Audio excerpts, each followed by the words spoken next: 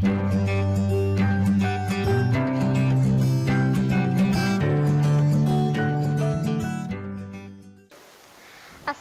warahmatullahi wabarakatuh. Perkenalkan, nama Ibu Intan Parwati. Di sini Ibu akan membahas materi kelas 12 bab 8 tentang mawaris. Sebelum kita mengawali pembelajaran, ada baiknya kita berdoa terlebih dahulu. Bismillahirrahmanirrahim. Robbi jidni ilman warjukni fahma. Ya Allah, tambahkanlah kepadaku ilmu dan berilah aku karunia untuk dapat memahaminya. Selanjutnya kita memulai materi pembelajaran. Mawaris. Nah, mawaris ini meliputi dasar hukum waris, ketentuan-ketentuan mawaris, pembagian warisan menurut syariah Islam, dan ada manfaat hukum waris Islam. Mawaris. Nah, apa itu mawaris? Mawaris merupakan serangkaian kejadian mengenai pengalihan kepemilikan harta benda dan yang meninggal dunia kepada seseorang yang masih hidup, entah itu harta uang, tanah, atau apa saja yang berupa hak milik secara syar'i. Warisan dalam bahasa Arab disebut al-miras, merupakan bentuk masdar atau infinitif dari kata warisa, yarisu, irsan, mirasan, yang berarti berpindahnya sesuatu dari seseorang kepada orang lain atau dari satu kaum kepada kaum lain. Selanjutnya, warisan tidak hanya terbatas hal-hal yang berkaitan dengan harta benda saja, namun termasuk juga non-harta benda.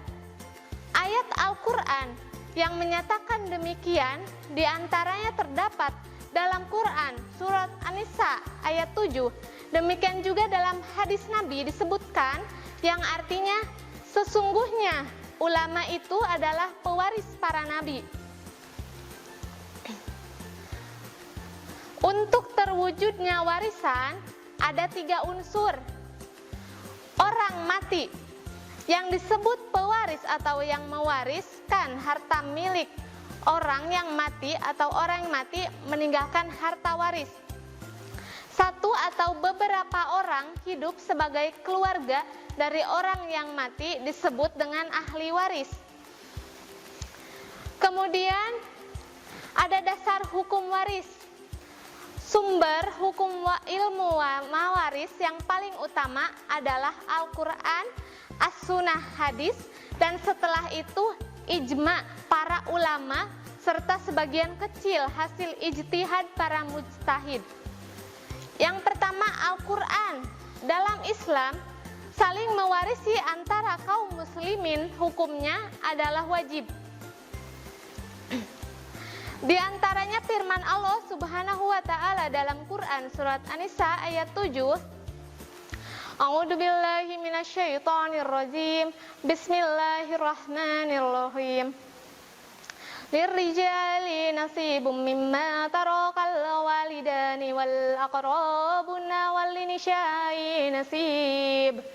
Walinisya'i nasibum mimma tarakal walidani wal aqrabuna mimma qalla minhu aw kasyur nasibam mafrud, yang artinya bagi orang laki-laki ada hak bagian dari harta peninggalan ibu bapa dan kerabatnya, dan bagi orang wanita ada hak bagian pula dari harta peninggalan ibu bapa dan kerabatnya, baik sedikit ataupun banyak menurut bahagian yang telah ditetapkan.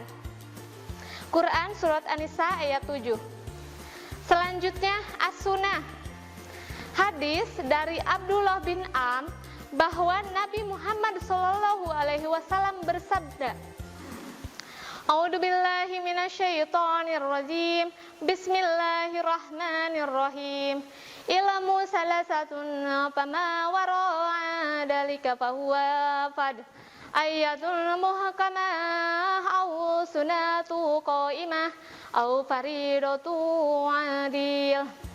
Ilmu itu ada 3, sedangkan selebihnya hanyalah keutamaan, yaitu ayat muhkamat, sunnah yang tegak, dan faraid yang adil. Hadis riwayat Abu Daud. Maka mempelajari ilmu faraid adalah fardu kifayah. Artinya semua kaum muslimin akan berdosa jika tidak ada sebagian dari mereka mempelajari ilmu faraid dengan segala kesungguhan. Selanjutnya, posisi hukum kewarisan Islam di Indonesia. Hukum kewarisan Islam di Indonesia merujuk ketentuan dalam kompilasi hukum Islam atau KHI, mulai pasal 171 diatur tentang pengertian mawaris, harta warisan, dan ahli waris. Kompilasi hukum Islam merupakan kesepakatan para ulama dan perguruan tinggi berdasarkan Impres nomor 1 tahun 1991. Syarat mendapatkan warisan. Tidak adanya salah satu penghalang untuk mendapatkan warisan. Kematian orang yang diwarisi, walaupun kematian tersebut berdasarkan waris dari pengadilan.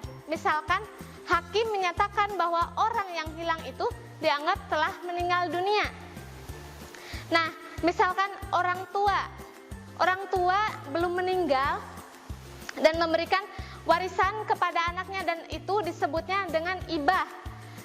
Nah, kalau warisan itu diberikan ketika orang tua sudah meninggal dan ahli waris masih hidup saat orang yang memberi warisan itu meninggal dunia, dan jika orang tua kita memberi warisan kepada kita dan tidak berlaku adil, maka orang tua kita akan berdosa. Selanjutnya, sebab menerima harta warisan. Yang pertama ada nasab atau keturunan, yang kedua pernikahan, yang ketiga wala, yaitu seseorang yang memerdekakan budak laki-laki atau perempuan. Sebab tidak mendapatkan harta warisan. Yang pertama kekafiran, yang kedua pembunuhan, yang ketiga perbudakan, yang keempat perzinahan, dan yang kelima ada li'an. Nah, apa itu li'an? Li'an itu sumpah seorang suami yang menuduh istrinya berzina. Kemudian pembagian harta warisan dari seseorang yang meninggal dunia merupakan hal yang terakhir dilakukan. Ada beberapa hal yang harus dilakukan sebelum harta warisan itu dibagikan. Selain pengurusan jenazah, wasiat, dan hutang si mayitlah yang harus terlebih dahulu ditunaikan atau dilunaskan. Quran Surah An-Nisa ayat 11 tentang ketentuan harta warisan. Kemudian ada ketentuan pembagian harta warisan. Ahli waris jawil purud. Nah, apa itu ahli waris jawil purud?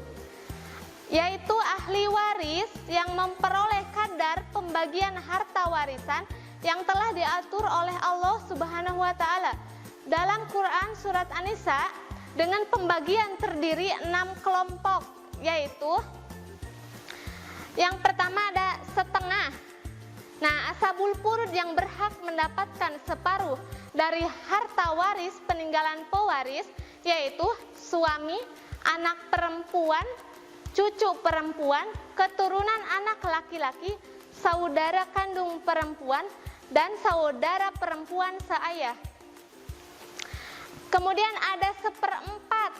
Nah, yang berhak mendapatkan harta warisan seperempat bagian dari harta peninggalannya ada 2, yaitu suami dan istri. Dan ada seperdelapan yang berhak memperoleh seperdelapan warisan, yaitu istri. Istri akan mendapatkan seperdelapan harta warisan peninggalan suaminya. Kemudian 2/3. Nah, 2/3 perempuan kandung atau lebih, 2 orang cucu perempuan keturunan anak laki-laki atau lebih, dan 2 orang saudara kandung atau lebih, kemudian saudara seayah atau lebih. Pembagian harta warisan 1/3. Yang berhak mendapatkan warisan 1/3 bagian yaitu ibu dan 2 saudara baik laki-laki ataupun perempuan yang seibu. Kemudian ada 1/6. Nah, yang mendapat bagian 1/6 ini ada 7 orang, yaitu ayah, kakek asli atau bapak dari ayah, ibu, cucu perempuan keturunan anak laki-laki, saudara perempuan seayah, nenek asli, dan saudara laki-laki dan perempuan seibu. Kemudian ada ahli waris. Nah, ahli waris asabah perolehan bagian dari harta warisan yang tidak ditetapkan bagiannya dalam purud yang 6, tetapi mengambil sisa warisan setelah asabul purud mengambil bagiannya. Ahli waris asabah terbagi menjadi 2. Yang pertama asabah bin nasab, yang kedua asabah bisasab. Nah, apa itu asabah bin nasab? Asabah bin nasab yaitu hubungan nasab yang terbagi menjadi 3 bagian. Nah, asabah bi an-nafsi, asabah bil goir, asabah ma'al goir. Nah, asabah bi an-nafsi ini harta waris untuk laki-laki kecuali saudara laki-laki seperti paman. Nah, asabah bil goir. Asabah bil goir ini hak waris untuk laki-laki dan untuk perempuan. Asabah ma'al goir. Nah, asabah ma'al goir ini ahli warisnya adalah saudara perempuan. Dan yang kedua, asabah bisasab atau karena sebab, yaitu orang-orang yang membebani budak baik laki-laki ataupun perempuan. Manfaat hukum waris Islam: terciptanya ketentraman hidup dan suasana kekeluargaan yang harmonis, serta menciptakan keadilan dan mencegah konflik pertikaian. Sekian yang Ibu sampaikan, semoga bermanfaat. Mohon maaf bila ada kesalahan. Sebelum menutup pembelajaran, marilah kita terlebih dahulu berdoa. Berdoa dimulai. Bismillahirrahmanirrahim. Subhanaka Allahumma wa bihamdika ashadu an la ilaha illa anta astagfiruka wa atubu ilaik.